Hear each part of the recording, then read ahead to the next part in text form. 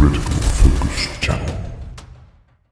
Alright, let's dive into this all new aggro deck sent to me early by Games Workshop, so initially a big thanks to them as always. Many people out there hoped and wished for a second, slightly less vanilla whole deck to come our way. Lo and behold, a third aggro deck came our way instead, and we now have 3 aggro decks, 3 master decks, 2 flex decks, and still only 1 hold deck. By the time of releasing this video, however, we have probably seen more Underworlds teasers with the big summer preview show coming our way. Woohoo! Big summer blowout! So maybe you hold lovers out there will have gotten some loves by now. Anyway, let's digest what we have at hand, and this deck comes with a plot card, which is a first for an aggro deck. One could certainly argue that the Realmstone Raiders deck is a rather aggressive deck as well, with it keying off successful melee attacks, even if it's tagged as a mastery one, but that's another topic, I guess. This plot card is very much akin to something we've seen on Underworlds version 1 on the plot card of the Breakneck Slaughter deck. And this one gives you the option to get enraged prior to making a charge via the Raging Charge search ability, which in turn triggers 2 other search abilities, one of which is optional and one that isn't. First, you get rewarded for your tantrum by picking up a rage token, and if you then have that very rage token, you may trigger the Raging Strike ability to have a possible reroll on the attack in your attack rolls. This doesn't only count for the attack at the end of the very charge where you picked up the rage token, but any subsequent attacks inside the same round, as long as you keep the token around, which could be especially handy for warbands with a low body count, as they are more likely to trigger the outcharged status to be able to make more than one attack each. The second search ability you trigger from picking up your rage token is sadly a worse deal via the poor footing search ability, which means each time an enraged friendly fighter, that is a fighter with a rage token, gets attacked and is not driven back or grappled, that fighter gets pushed 1 hex away from the attacker. So effectively just how a drive back works. Your opponent chooses the direction of that push. So initially you might think that sounds just like a regular pushback. Big deal. The thing is though, this triggers regardless if your fighter is on guard, which denies regular drawback. It also happens regardless if the attack is a hit, draw, miss, or if you trigger standfast. You are still being pushed, and indeed you must be pushed. Even if your opponent doesn't want to push you, they have to if they attack you. So could be sort of a deficit for them as well if they don't really want to drive you back, but mostly it's bad for you in most cases. Then finally it says to remove all of these rage tokens at the end of the turn. So you sort of cool down at the end of combat and reset before the next round commences. So straight off the bat, this sounds like pretty bad news for, say, a 3-man team of purely 1-range melee profiles, since they are so easily outmaneuvered via this poor footing ability, and then rather unlikely will be able to make more attacks while outcharged. It's not as big of a deal for a warband such as the Gore Chosen of Drom with potent range 2 attacks, and lastly of course the Raging Charge is totally voluntary and with tokens going away at the end of the round, preserving 1 or 2 Raging Charges till the back end of your round mostly means a free reroll with little to no ill effects. So let's check out the deck now and see what searches we have to work with initially. First up, an old friend from the Reckless Fury deck, with a clone here in Best Foot Forward. Do note you can't take copies of the same cards even if they are from different set, have different card art and so on, which most of you are aware of, but it's worth mentioning anyway, right? It's sort of a worse version of Get Stuck In, but certainly pretty solid, especially with rerolls from the charges readily available if you want to use them. Do note that to score this card you don't necessarily need the attack at the end of a charge to land. You could also score this by landing an attack with a fighter that already has a charge token, which makes this an especially good pick for those 3-man warbands that can reach that outcharged status. Next up we have Blinded by Rage, which needs us to slay an enemy with a melee attack specifically, and the fighter doing the killing needs to be an enraged fighter, and also needs to be enraged at the start of the turn. So simply triggering the I Wanna Rage search ability when you pick a fighter to charge with won't cut it, you have to be enraged before picking your fight, which makes this a rather bad choice for bigger warbands and not an awesome pick for any warband really. Kill searches are rough enough without this many stipulations, and unless there's a ton of ploys and upgrades that enrages you before activating, that also has other useful effects ideally. This won't make the cut in most Nemesis decks, and it's only really useful for a sort of 3-man warband, and even those probably have better picks. Coordinated Assault next. This one is scored after an action step, not necessarily your action step, if each of your friendly fights are enraged and is in enemy territory. Again, another card that is sort of rough pickings for a larger warband, but quite trivial for a smaller one, which I don't necessarily think is what the game needs more of. Next one is No Respite, which is on the contrary more geared towards larger warbands with needing an enraged friendly fighter in each territory. That does include the mid zone, so any 3-man warbands are sort of screwed as soon as they lose a single fighter, with getting enraged requiring charges to pull off, and being enraged comes with those unwanted pushes potentially from your opponent. I think honestly it's a bit of a rough one.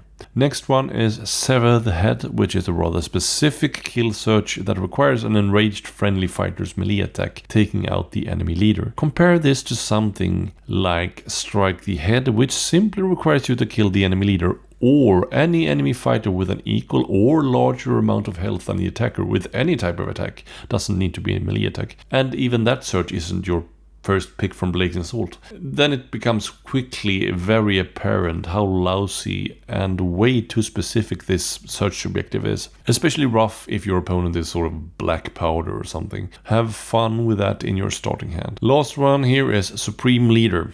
This one requires A, your leader to slay an enemy fighter, and B, that the fighter being slain is the second fighter slain by your leader. Yeah, this is also, even for those leader-centric warbands, pretty rough sailing as a starting search. For Moloch or the like, sure, it's an okay card in say round 2 or 3 if you've had any dice luck. Could actually work, but for most warbands I think just way better stuff is floating around, right? So if we take a step back, there's not many warbands that would go crazy for these searches in a rival game, right? You could certainly sprinkle 1 or maybe 2 into a mix with say Blazing Assault or Reckless Fury, but on its own it's sort of all over the place and pretty hard, honestly. Let's head into the end phases. First up, since we are going in alphabetic order, is Aggressive Expansion, which is 1 glory for 3 friendly fights being in enemy territory. Not a great fan.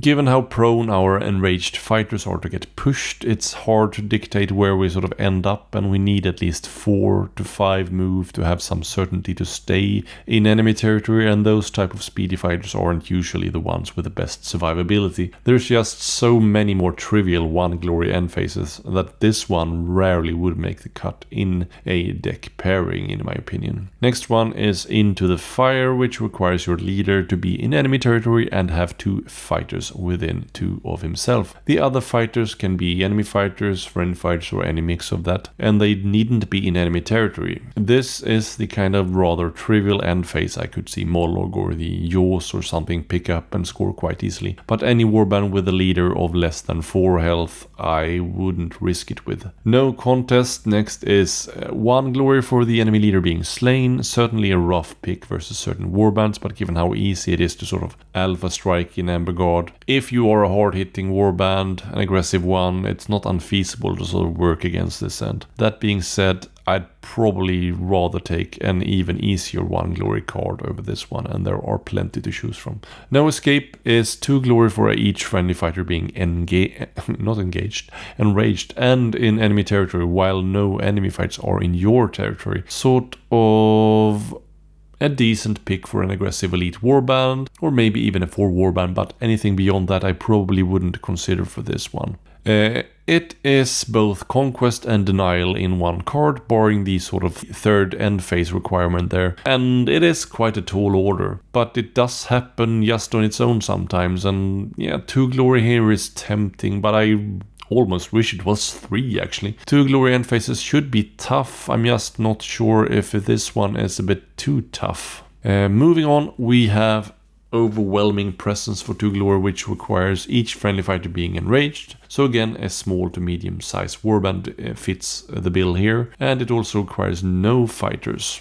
friend or foe, to hold treasure tokens. This one is probably very scoreable. 1 versus smaller warbands, 2 versus pillage and plunder, in which your opponent might have similar goals. That being said, is it worth 2 glory when your opponent is cashing in 3 glory at the same time? I am not so convinced it is. Could be, but I find myself wanting 3 glory, just like the last card here. Lastly, we have Unrelenting Massacre yet again, and with the sort of elite aggro being very much a thing in the meta, apart from Geats of course, this is always going to be a good pick for now. There's some good stuff here. I could, for example, see Moloch pick up a few of these to sprinkle another deck with. That being said, I'm not overly impressed by the end phases, maybe only marginally more so than the searches. And as a whole, sort of objective spread here, I think it's lacking, but let's see what the power cards can offer us. Ploys first. A, as in Adrenaline Rush, is first up with pick 2 enraged friendly fighters and remove their staggered tokens. This is weird. Getting enraged doesn't equate to getting staggered, so this implies we are living in sort of a stagger meta, or that there's other stuff in here that staggers us. And there are, but yeah, I think I'm looking for slightly more oomph in my power cards than this. Getting rid of stagger tokens is nice and all, always good to not get hit as easily, but I'd rather boost my own accuracy with an aggressive deck. If I take something defensively, I want to get even more bang for my buck, I think. Moving on. Owned Reflexes is a domain card that lets you reroll a save dice for your enraged friendly fighters for the rest of the round. It sort of depends on your defense stats, honestly. On single die defense fighters where you're facing quite often 2 or 3 successes against you, I think it's sort of a moot point, right? And enraged fighters can't deny getting pushed either, so I'm not the greatest of fan. But if you're stacked up on 2 defense, especially on shields, for a majority of your fighters, like say Inspired Morgok and Thug do, I quite like it, as it also incentivizes you to use the Raging Charge sooner rather than later in your rounds for more than one purpose alone. Knife to the Heart is pick a non-vulnerable enemy fighter adjacent to an enraged friendly fighter and deal 1 damage to that enemy fighter, and then remove the friendly fighter's rage tokens. That's pretty good, honestly. If you're not taking the I need to be enraged end phases or searches, and none of them are really that good, to be honest, there's even less reason not to take this rather trivial ping. Murderlust next is played immediately after you fail a melee attack with an enraged friendly fighter. Friendly fighters melee weapons have +1 attack dice while they target the same fighter for the rest of the round. Not sure, to be fair, if your fights are slow and mostly have range 1. It could be really easy for the other player to just sort of shut down any future attacks on that fighter, thusly nullifying the ploy, but it's very much dependent on the sort of board state. There's a really tough cut to make for ploys generally, especially if we consider pretty much every single ploy in, say, Blazing Assault is excellent. I'm not sure it's good enough, honestly. And enraged fighters should honestly not be missing that much in the first place. Senseless Hate next is +1 move in the next turn, but any friendly fighters that move in your next turn get a stagger token. Sure, movement is king, but +1 move in a single turn. Is it really worth the stagger token? Maybe for the slowest of warbands that only have range 1, but I'd rather take a bunch of pushes paired with a +2 move on the short search ploy. This is not good enough. Slayer's Aid is pick an enraged friendly fighter, push it 3 hexes, and it must end adjacent to your leader. Sort of an inverted commanding stride, I guess. Yeah, could be decent to set up support for a strong survivable leader. I wouldn't take it for any warband that has a leader that is prone to the condition that is dead inside round 1 or 2. But to set up support for your supreme leader, it could do some work. Is it good enough though? I think we would all rather take these sort of pushes with less stipulations like sidestep, lure of battle and commanding stride, without risking having a rather stipulated, potentially dead push in our hand. Next up is a domain, Slayer's Arena, which after each failed attack for any fighter, they get a stagger token. Obviously pretty nasty if you have the reroll from stagger, and you attack with an enraged fighter and get that reroll, and is upgraded with accurate and get a third reroll. That could be potentially quite deadly. It does affect you as well, though, even if you, with your specific plot card, is maybe in most cases less likely to suffer the ill effects of missing attacks. This, I don't think it really makes a cut, honestly. I'd rather have cards that don't, even only potentially, reward my opponent with buffs. Next up is Venting Strike, which is simply +1 attack dice for a melee attack with a friendly enraged fighter, and you lose your rage token off the attack, hit or miss.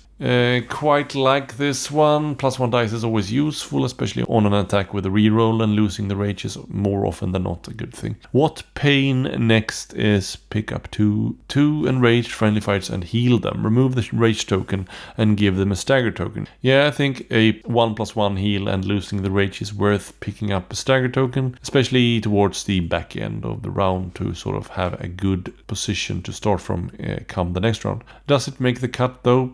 Yeah, it might do. Wrong-footed stance, lastly, is another domain. So if you play this while Slayer's Arena is up, you kill that one, and yeah, vice versa, of course. Or potentially your opponent's domain cards as well.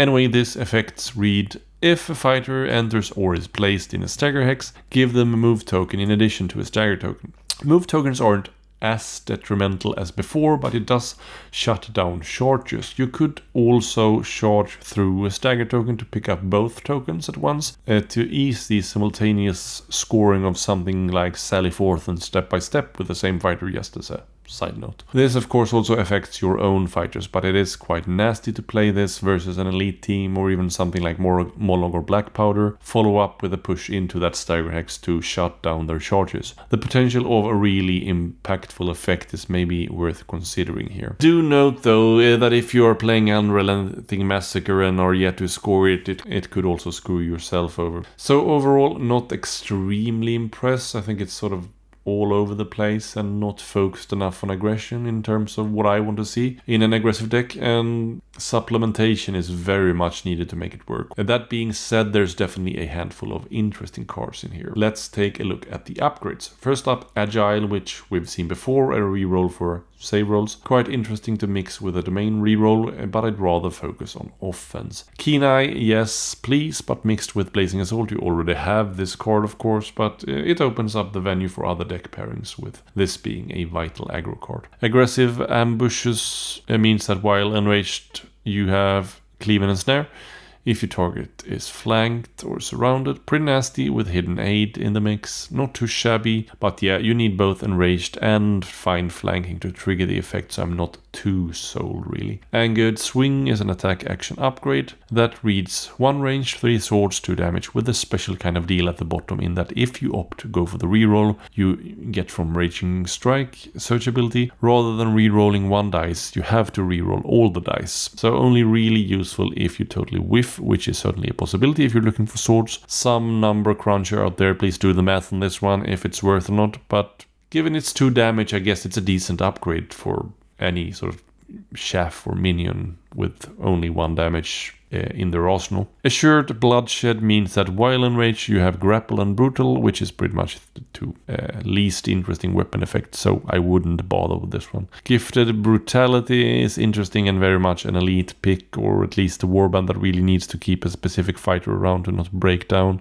for example leaders that raises fighter, etc. The effect is heal 1 at the end of each battle round, so potentially 3 heal if you get this out in round 1. The last heal just before the last emphasis is probably not that important, apart from maybe shutting down having all fights tempered or denying, say, Fields of Blood or something. For Mollog or Black Powder, it's pretty sweet if you get it out early. For anything bigger than, say, 4 models, I'm not sure it's very pivotal. It costs 2 glory, which probably tracks. Haymaker next is probably the highlight of this deck, and why some players paired with the plot card, of course, will tap into this deck. This one gives you access to, it costs 2 glory by the way, to lethal, which means +2 damage on melee attacks to maximum 4. Initially, when I read the card, I missed the maximum of 4, which made me even more excited. Anyway, it's discarded as soon as you've landed a hit. The maxing out at 4 is probably sensible, as it would have skyrocketed, say, Moloch's attacks to 6 or something. As it stands, it's more of a leveler to make otherwise less punchy fighters do some really heavy lifting. Yeah, this will go in any deck that uses this in the pairing, of course. Next one is Murderous Instincts, which means range 1 melee weapons, excluding upgrades, have Grievous, but it comes at the price for this fighter only being able to charge. So only really a good fit for sort of glass cannon aggro. This on any fighter inside a 3-man warband to take away the possibility to attack while outcharged is pretty useless. But I mean, could still be good if you get it out, say, before your last attack in round 3, obviously. But it could screw you over majorly. Stubborn to the Bone is while you are in rage, you can't be pushed or given stagger tokens. Yes and no, I guess. I like to fill my power deck to the brim with as many pushes as possible, and to screw up my possibilities to push my own fighters isn't great. That being said, it denies pushes from your opponent as well and from your own plot card, so I wouldn't dismiss it totally. For those off-timing searches in the Emberstone Sentinel deck, this is quite nice to make sure to stick around on those treasure tokens after your opponent's turn. United in Anger, lastly, is one of the most interesting cards in here and potentially one of the best as well, with the Rally Together search ability. Still think it's so fascinating that you name a card a certain thing and then you put a search ability on it that has another name. I don't understand it. Let's not kick the dead horse anymore. Anyway, it means that when an enraged friendly fighter is pushed, you can push this fighter up to 1x closer to that fighter. I like that it doesn't require the equipped fighter to be enraged as well, as the title would sort of suggest, and then it works even if you happen to ditch your rage tokens on the equipped fighter via a couple of the ploys previously mentioned.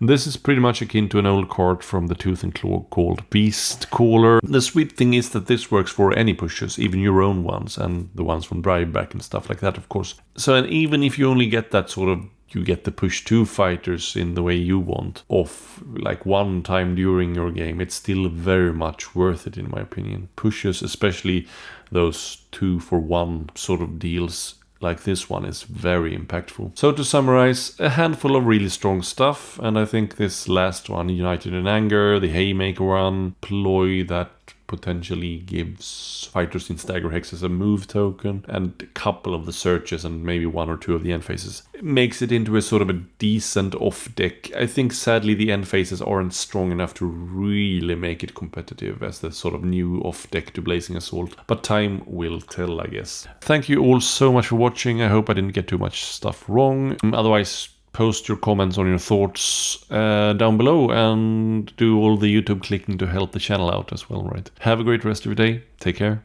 Bye. Lastly, a big shout out to all my members that help support my content and makes it so much easier for me to produce multiple videos on a weekly basis. Members do get access to the member Discord, get to influence the content, get early access to a ton of videos, as well as get featured in the monthly painting showcase if they want. Member or not, I dearly appreciate the like, the comment and the subscription.